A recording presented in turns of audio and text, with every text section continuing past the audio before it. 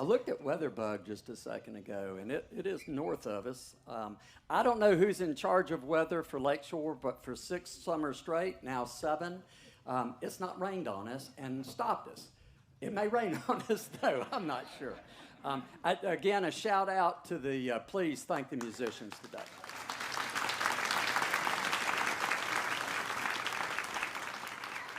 And as you continue to clap, Nathan and Paul and CB and our technological crew, they do a fabulous job, our sound engineers. And then you don't have to clap, but again, the staff, Shay and Whitney and Melissa and all of them work so hard to put this together. Cody, they get with it and manage all of this so that we get to enjoy it.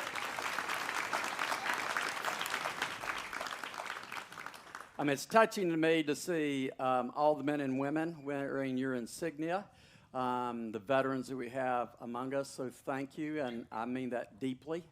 I see the 82nd Airborne and the Marine Corps and the Air Force, and so give them an applause. For some of them, I am reminded that thunder is really the sounds that they heard actually in battle.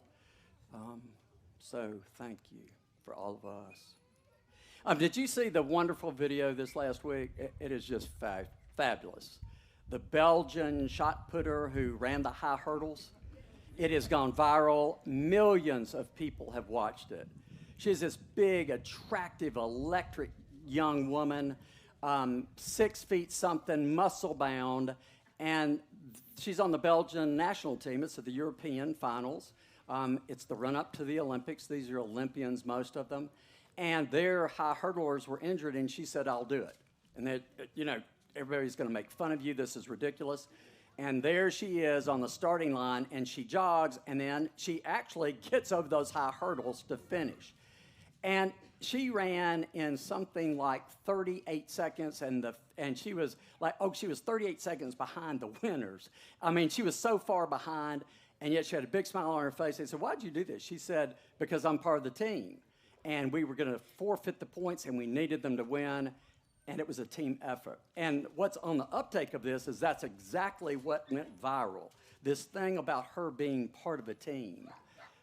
And if I have anything to say to you, it's that. Where did the team go that we had that was America? And do we still have it? And I think we do, but I think we need to preserve it. And a lot of people are talking about it, writing about it. There's plenty to read about it. I don't do politics, but I want to remind you of one thing. In the beginning, the church was at the center of the heartbeat of what this venture, this movement of America would become, and it still is today. So we need to speak. And I feel like that young shot putter, Yolene, in that I'm out of my lane a bit. Because I know nothing more than you about democracy, freedom. Some of you have served as ambassadors, mayors, the military, traveled, served the country, the Peace Corps.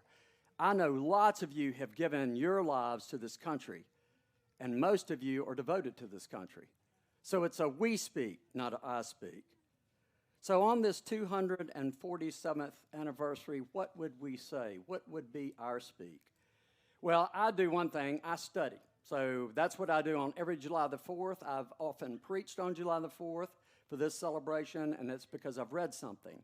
And so I read 2 things. One, I went through and read a lot of the Federalist Papers. Have you read them? Written in 87, the ambassador over there has, 87 and 88. Hamilton, Alexander Hamilton, James Madison, John Jay, they put their pen to paper, and it was for a purpose, to vote for the Constitution to govern us all. But I want to read you a few quick words. Remember this. This was the inception of what we live, and I think we take it for granted.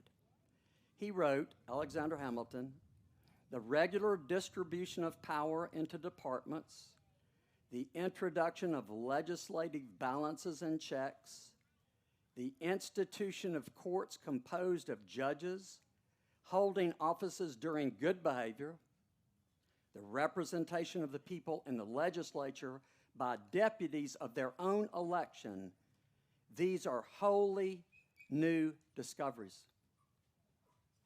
They were new. They had never been tried. And we live them. But honestly, I believe, and I know that I do, I take them as just an assumption. Why do I do that? I'm not really sure. And then it got me to think more deeply. If we thought together, what would we think? And so I picked up a book that's been on the bestseller list for some time, last few weeks. Richard Haas, some of you may have read it. It's called The Bill of Obligations. He was the president of the Council of Foreign Affairs for 20, 30 years. He's a prominent writer, speaker. It's a nonpartisan think tank group. He has worked under Democrats, Republicans, independents. So his voice to me rings out in that it's not about politics, which is policy making. He's writing about democracy, about how to manage a republic. And this book will challenge you. It challenged me greatly. And it's short, concise, easy to read. You can read it in a few days. And he is concerned about the things we've seen about us, the partisanship, the discourse that has turned us into blue and red, the voices of hatred and anger, and yes, violence. And in some ways, then the real struggle, and it may be dripping on some of us. Shortly, I'll step forward or back and think about it. There you go. Get in out of the rain, and I'll stop for a minute. All right, who was in charge of weather?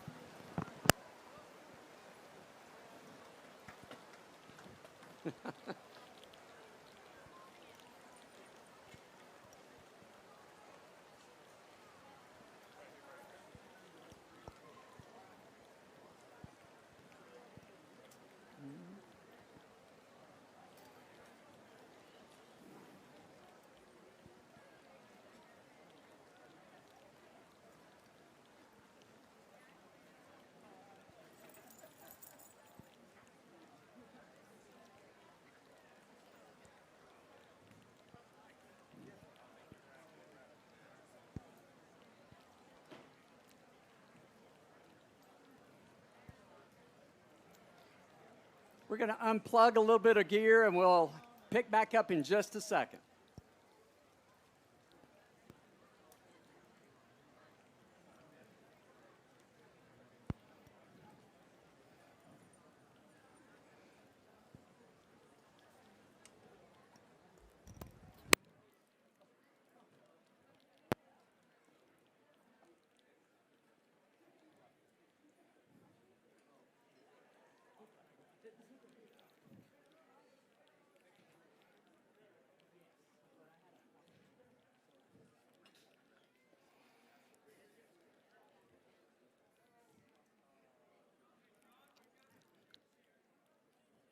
Yeah, there's seats up front if y'all need them.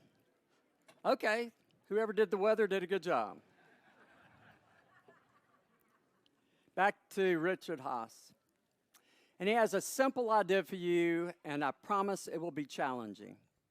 He says that the heartbeat of who we are is to strengthen, nurture, and make sure that we take care of the civil liberties and the rights of every person. But he said we need something else. We need to return to a day when citizenship, and I think it still is with us, also includes obligation. That you cannot have rights without obligation. And so I'm talking with you, not at you. I struggle with these things as well. We are constantly reminded of rights because we are so individualistic, but also we are a country. There is a team. There is an America. It is all of us together, or it will be none of us together.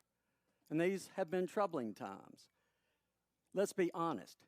We have seen troubling things, and we need to be troubled by them. They're not the first time. They will not be the last time. But they are our time. Just like the men and women here who stepped up when they were asked to serve, we are being called to serve as citizens every day. All of us. That's what Haas reminded me of. The country is not easy to govern. It's not easy to change direction, but it has some traction, I think. It has a couple of 100 years of traction. So his ideas are simple, that we write a new Bill of Obligations and not enforce it, put it out for everybody. Just like the founders of our country wrote the articles to pull themselves together, wrote a constitution, and have continued to work on the Bill of Rights that serve us all. So his ideas are these, real simple. Pick up the book, pick up an extraction of the book, and think about it with me. Be informed. Number 2, get involved. Be open to compromise. Remain civil, and at all costs reject violence. Value norms, and we have them. Aren't these good things? Thank you. And by the way, that is the voice of the church. We are the church. Promote the common good first and respect the people who serve in our government. And that is really important because we have lost our respect. He's right. Teach civics. I'd never read the Federalist Papers. I own it. That's ridiculous. I need to be reading and thinking. I'm a grandparent now. I'm not through putting a little traction into this, and neither are you. Some of you are young, raising your children. We need to teach civics to understand what do we really do, not what we want to do. We all want to do what we want to do. I do too. I want it to work a certain way. It's slow, it's tedious, it's hard to manage, but it's not impossible. And his last one is the call that I've had since I was a young man and heard it, a clarion call from the people who raised me. Put your country first. Put your country first. Those aren't hard ideas, are they? Politics will always separate us. Always. They always have, they always will, and at times they will seem pernicious. But freedom does not separate us. A republic does not separate us. And that's how it feels when I'm at church.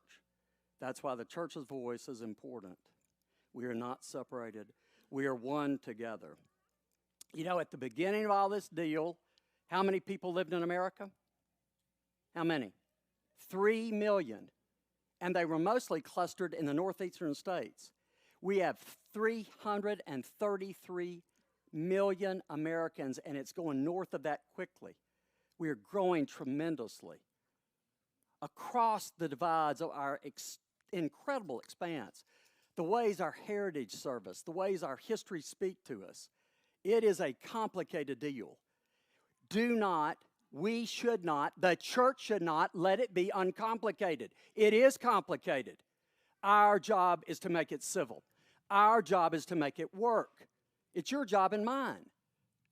And man, if I heard that resounding in me, when my spirit is to divide, when my spirit is to bark, is to slow down a second.